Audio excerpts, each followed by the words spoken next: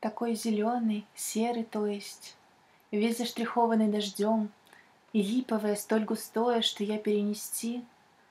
Уйдем, уйдем, и этот сад оставим, и дождь, кипящий на тропах, между тяжелыми цветами, целующими липкий прах.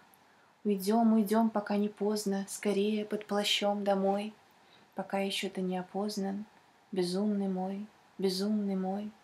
Держусь, молчу, но с годом каждым под гомон птиц и шум ветвей разлука-то обидней кажется, обида кажется глупей.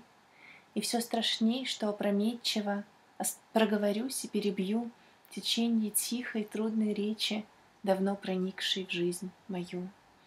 Над краснощекими рабами лазурь, как лаковая вся, с накачанными облаками, едва заметными толчками, передвигающимися. Ужель нельзя там притулиться, и нет там темного угла, где темнота могла бы слиться с иероглифами крыла? Так бабочка не шевелится пластом на плесени ствола. Какой закат! И завтра снова, и долго-долго быть жаре, что безошибочно основано на тишине и мошкаре.